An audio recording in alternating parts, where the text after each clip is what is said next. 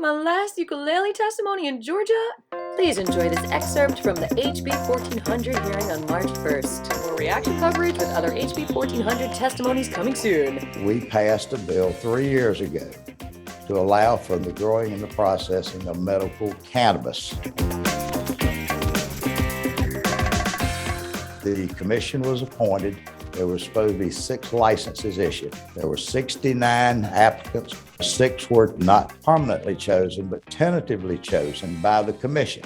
Out of the 69 and those 6, there were 16 that filed a protest as allowed by the legislation. There was a failure in the due process of the application evaluation.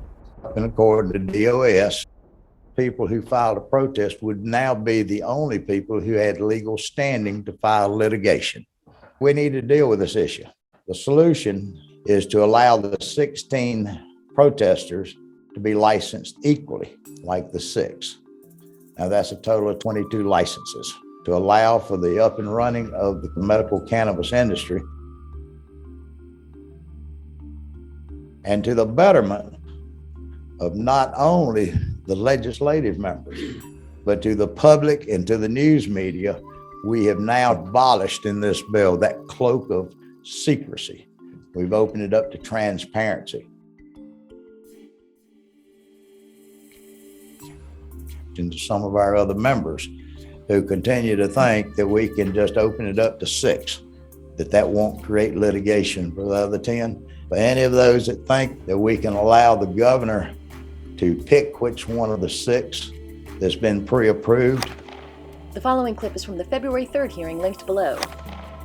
I know on the Medical Marijuana Commission, it was appointments by the Lieutenant Governor, the Speaker, and the Governor. Well, that ain't gonna work.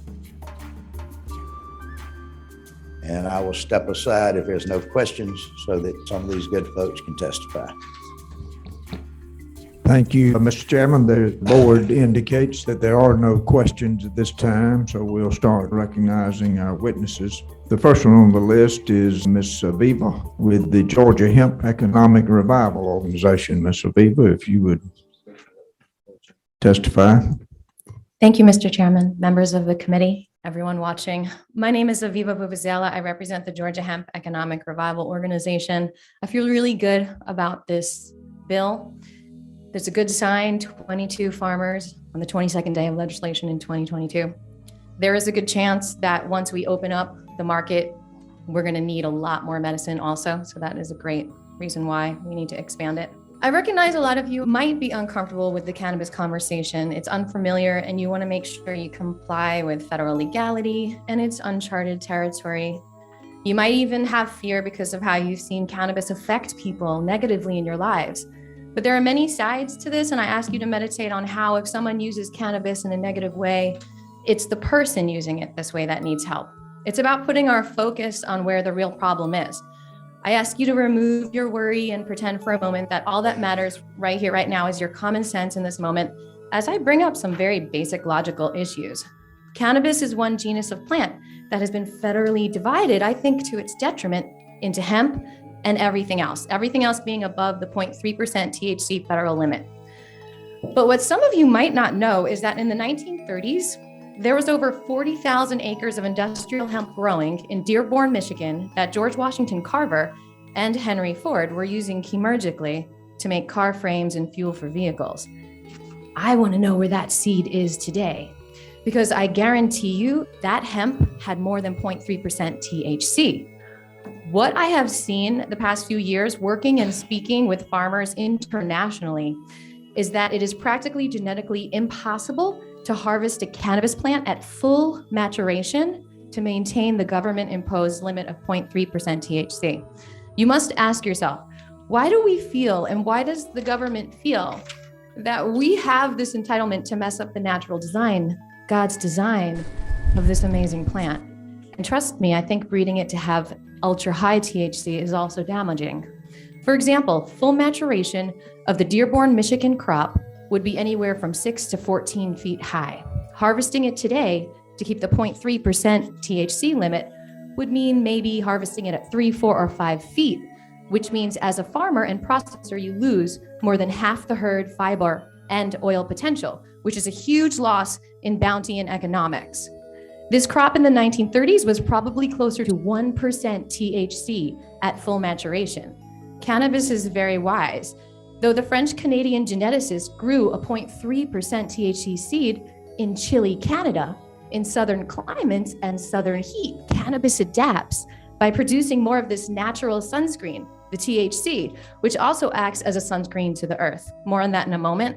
So not only has our Georgia legislative body, with the excuse of following federal flawed laws, passed legislation that ignores the true nature of the cannabis plant, supporting the belief that completely manipulating a God-given seed to suit our control needs is okay. Because of this, these Georgia laws are hurting Georgia farmers and thus the Georgia economy. And I feel it's all of our responsibility to do our due diligence and look into what I'm sharing further.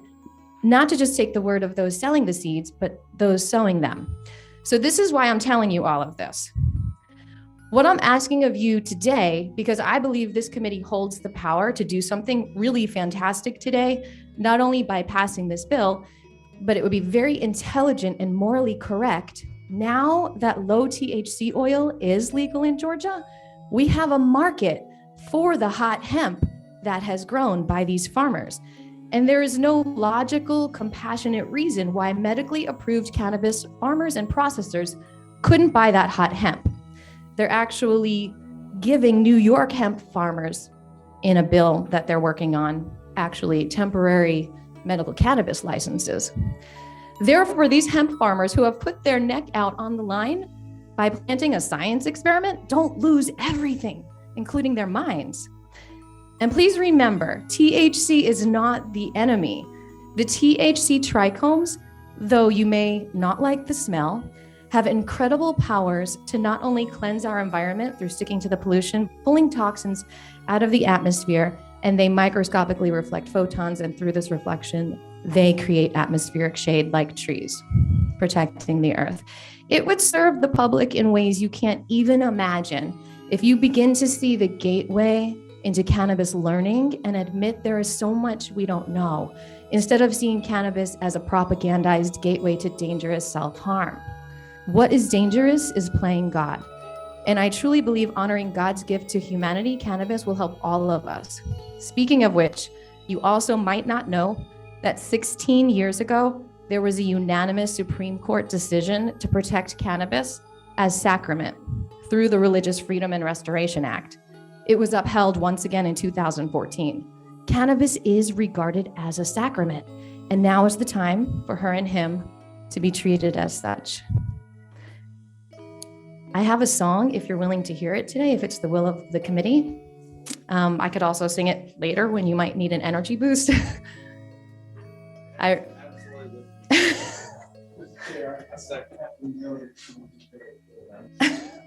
I'm sure she will be, Mr. Chairman, and if it won't take too long, we'll be delighted to hear it. Thank you so much. Yes, I ran into Representative Mitchell at one of my gigs, and he said, bring your ukulele, so.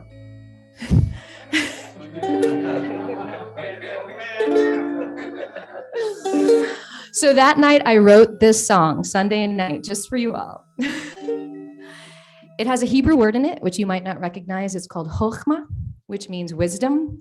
And I allude to the story of King Solomon deciding who the real mother is of a baby.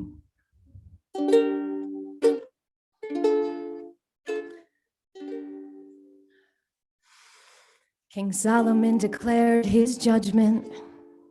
The baby would be cut in two.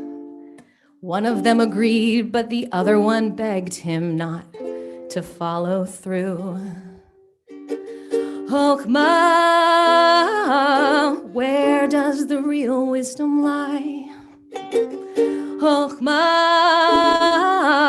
the real mother saves the baby's life.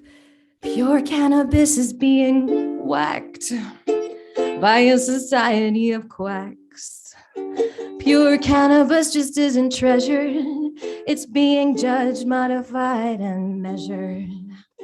Even split apart and labeled. It's our right to grow our own, but that's tabled. Chochmah, Solomon grabbed that sword. Chochmah,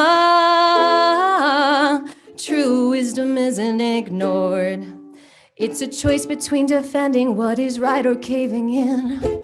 Chochmah, Chochmah, it's a choice between compassion and the will to win. Chochmah, Chochmah, Chochmah. The real mother wouldn't play along. Chochmah, she knew it was wrong. She knew it was wrong. She knew it was wrong. Thank you so much. Thank you so much.